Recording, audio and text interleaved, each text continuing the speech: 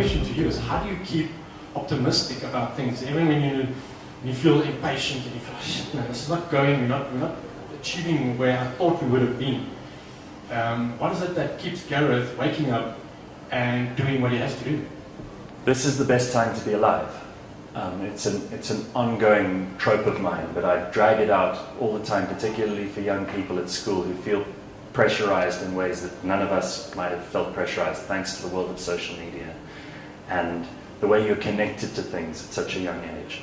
This is the best time because we're living longer than we ever have. There are more resources.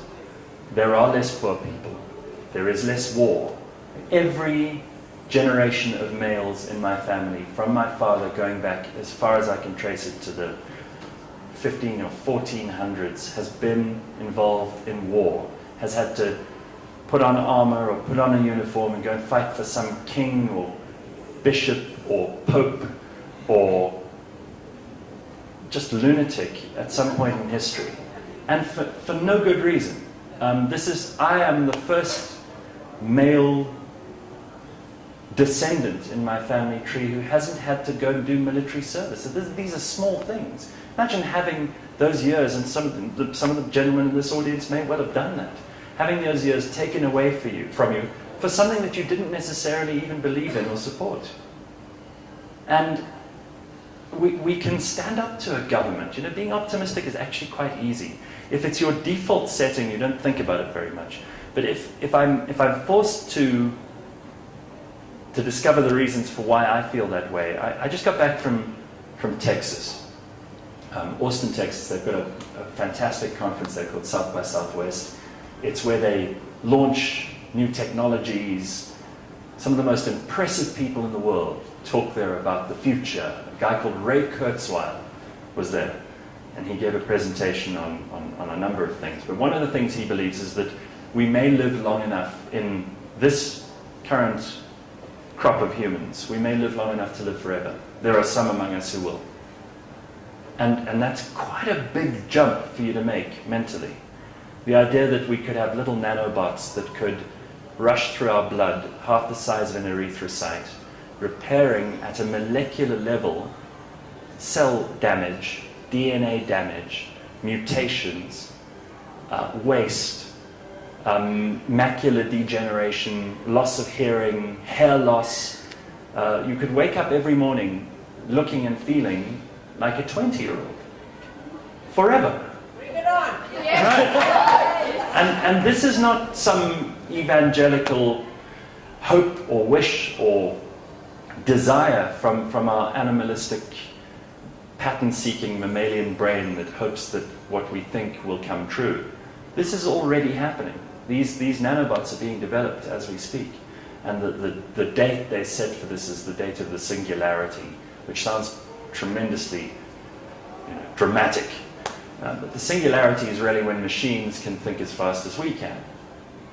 And of course, 5 minutes after that, they'll be thinking twice as fast as we can, which should worry you because we'll never be able to catch up to them again after that. But if we program them right, and people like Elon Musk are obsessed with this at the moment, that artificial intelligence, that we take care to build ethical and moral considerations into programming, so that we don't have machines eventually try to kill us like in the Terminator movies. But there are worlds of possibility ahead of us. If you're not positive and you're alive in 2017, you shouldn't be alive in 2017. Because this is absolutely the best time to be alive. And there are thousands and thousands of reasons for me to say that. Don't let the Guptas, Jacob Zuma, or Donald Trump, or anyone else make you feel that in any way we're sliding backwards. Because every time they try, they win a few minds over, but many, many more of us are moving forward. And I do think that we're a globalized world now. The internet is like a genie that's been let out of the bottle that you can't get back in. And there are all kinds of reasons to be very excited. Well said, Gareth. Well said. I mean, that's what I love. It's about knowledge. You've got to open up your mind and listen to Cliff Central. Watch TED Talks, read books, because that's where the information is.